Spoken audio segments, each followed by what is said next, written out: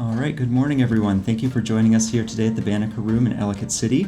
My name is Felix Fasheen. I serve as Deputy Chief of Staff to County Executive Calvin Ball, and I want to welcome you all here today as we share an important update on youth programming in Howard County. We're grateful to be joined by so many community members and leaders who work with young people in Howard County. Before we start, I want to begin by introducing and welcoming our elected officials and dignitaries. With us, we have County Council Member Deb Young. Thank you. We have Board of Education Member Jackie McCoy. We have Mira Bayraktar on behalf of Congresswoman Sarah Elfreth. We have Jackson O'Mara here on behalf of Delegate Jessica Feldmark. We have Dr. Daria Willis, President of Howard Community College. And we have Perry Hofstein on behalf of Senator Guy Gazzoni. And then finally, we have Deputy Superintendent Carolee Turner-Little on behalf of Superintendent Bill Barnes. Additionally, we are joined by so many nonprofit leaders who work every day on the ground with young people. Thank you all for being here and joining us today. So without further ado, please join me in welcoming our County Executive, Dr. Calvin Ball.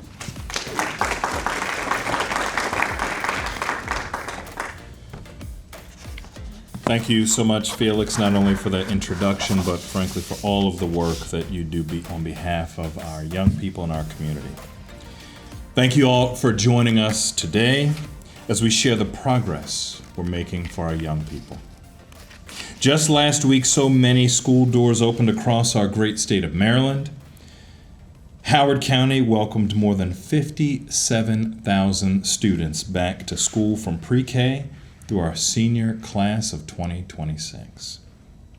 Through our Howard County Public School System, these students will receive a world-class education and access to academic pathways that will lead them to create a bright future. However, we know that the educational, mental, and social-emotional health of our students carries well beyond the classroom. Our students and young people need access to safe, supportive, and nurturing spaces and programs year-round, both in and out of school. Our young people carry the hopes, the dreams for the future. They are our students, our workers, our neighbors, our artists, and our emerging leaders in the making.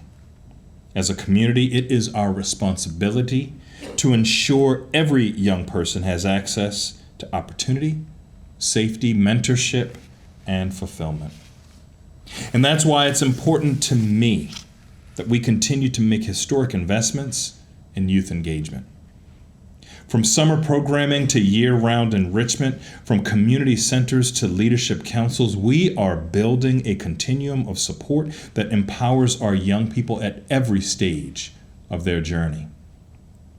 Today, I'm pleased to share an update on the remarkable programs, progress, and partnerships that are making a difference in the lives of thousands of our youth. This past summer, we launched a powerful partnership with the local nonprofit, stepping towards a new destiny known as STAND. With funding from Howard County government, we created United We Stand, a 6-day-per-week, 7-week-long summer program for our young people. During the summer, the STAND program engaged 32 young people between the ages of 12 and 18 from our Homewood Center, Wild Lake High School, and more than a dozen referrals from the Department of Juvenile Services. Its goals were simple but transformative. Life skills and mentorship, community engagement, recreation, nutrition, and creating safe spaces for them to grow and to thrive. Already, we're seeing promising results. During the program, students built strong relationships with mentors, gained exposure to career and college pathways, and documented significant improvements in social emotional learning outcomes. Every one of these young people, full of promise and potential, participated in core activities like financial literacy, career exploration, and 92% reported feeling more confident, more supported. These outcomes show that it's possible that when we invest deeply in mentorship, structure, and community-based violence prevention, we can make a difference. We also saw record-breaking engagement in our free teen kickbacks hosted by Recreation and Parks. We first launched the Teen Kickback program in 2023 with the goal of creating supportive, fun, and safe spaces for teens to hang out during the summertime months. These drop-in activities, offering food, sports, video games, and supervised fun, were held across 6 locations, including new programming at Wild Lake Middle. The numbers speak volumes. More than 1,100 registrations this summer compared to 529 just last year. That's more than double the impact we were able to make one child at a time. Week after week, teens chose to spend their evenings in safe, structured environments where they could connect with peers and trusted adults and grow those life skills.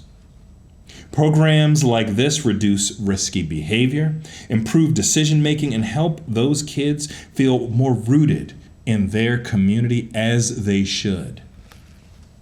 Beyond Teen Kickbacks, our Recreation and Parks team provided a wide range of camps and programs. Nearly 1,900 young people participated in summer opportunities spanning sports, STEM, arts, environmental education, and much more. From lifeguard certification to music, from robotics to archery, these camps blended fun with skill building and confidence. We also have redoubled our investments in youth employment and career services. This summer, we expanded our transformative Summer Youth Employment Program. In 2018, before I became your county executive, this initiative had 13 participants. This year, we employed 300 of our young people at 65 work sites. We matched our young people with jobs in government, nonprofits, and local businesses while also offering a robust virtual track for our younger participants.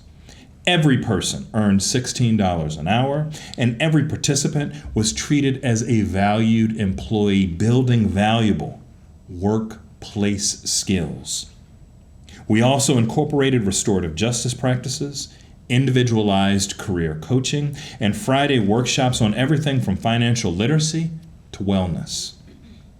Many of the young people in this program face barriers such as homelessness, disabilities, or lower income status, and our summer youth employment programs helps them turn those obstacles into opportunities. With real work experience, economic mobility, and empowerment, making them know they are seen, they are loved, and the sky's the limit. We know that youth engagement and supports are important not just during the summertime, but year-round. Our Youth Engagement Program initiative, fondly known as YEP, continues to thrive. Since its launch in 2023, thank you, Howard Community College, for hosting. Howard County has invested more than $2 million in nearly 40 programs. Since 2023, we have reached more than 13,000 of our young people, including 3,000 young people this year alone.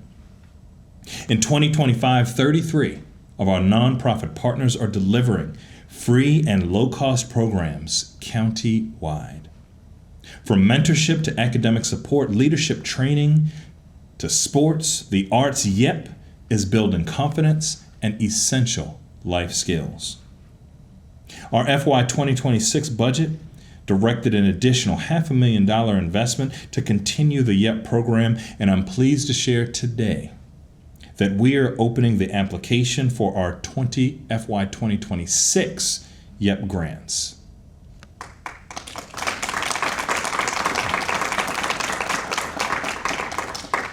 Furthermore, we are continuing our successful partnership with the Boys and Girls Clubs of Metropolitan Baltimore.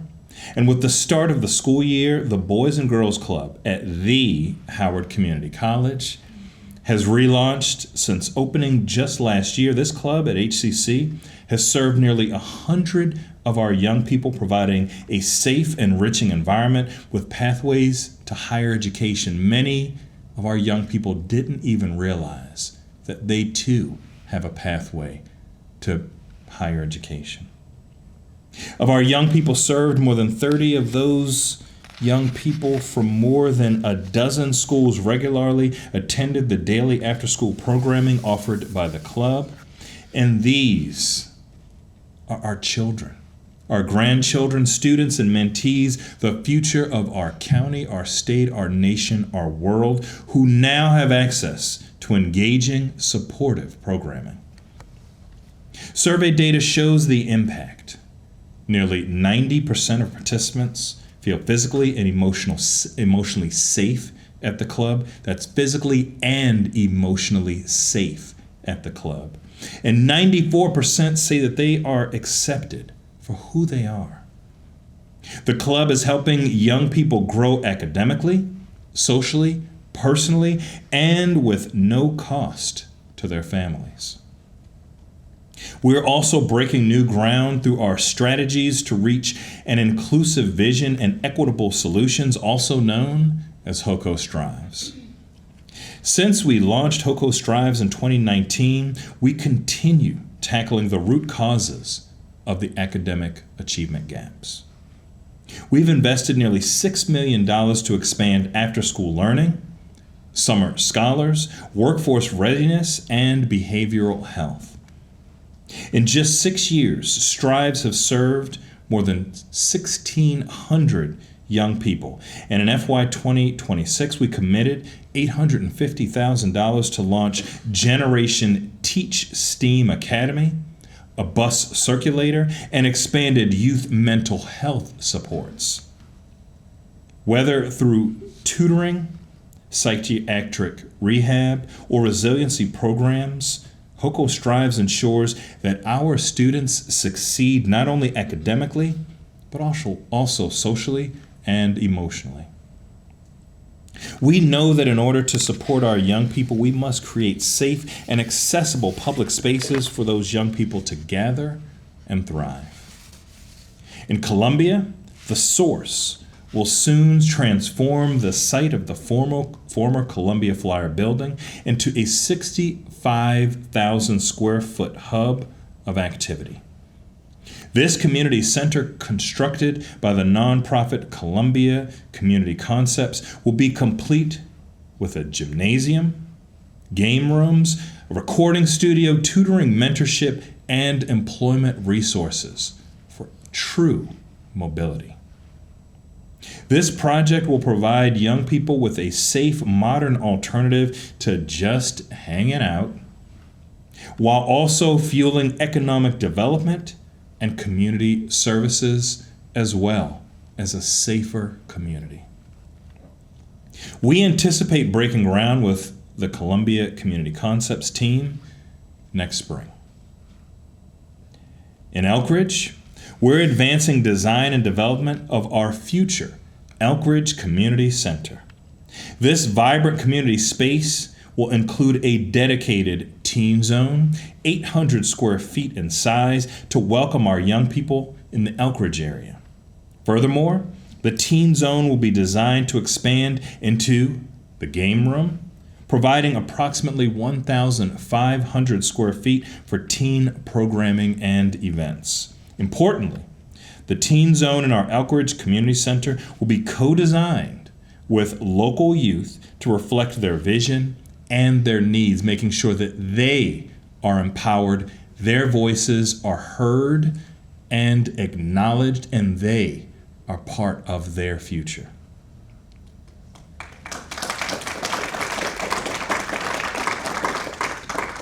This year, we will hold a workshop with Elkridge teens to design and shape their space. And by engaging our teens in the design process, we're ensuring that that space truly serves them.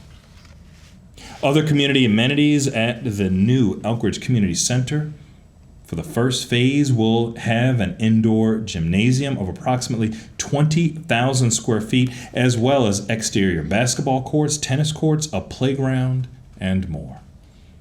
We anticipate breaking ground on the Elkridge Community Center next spring. And finally, we're committed to a comprehensive evaluation strategy, and that's why we established the Youth Engagement Strategies Council, or YES. Bringing together community leaders, educators, faith leaders, and advocates to align efforts around mentorship, conflict resolution, and opportunity. The YES Council was created to foster collaboration, prevention, and investment in youth efforts, and our YES Council's final report, with analysis from the University of Baltimore's Schaefer Center, will be delivered this December and will guide our next chapter of youth engagement. Together, we have built a robust ecosystem of youth programs that nurture creativity, strengthen resilience, promote safety, and expand opportunity. From our youngest children in summer camps to our teenagers in teen kickbacks. From our youth gaining their first jobs through the Summer Youth Employment Program to after-school enrichment programs through our Boys and Girls Club. We are proving that when we invest in our young people, we invest in our shared future. Together, we will continue to build that future, that bright future. One program, one partnership, one young life at a time. Thank you.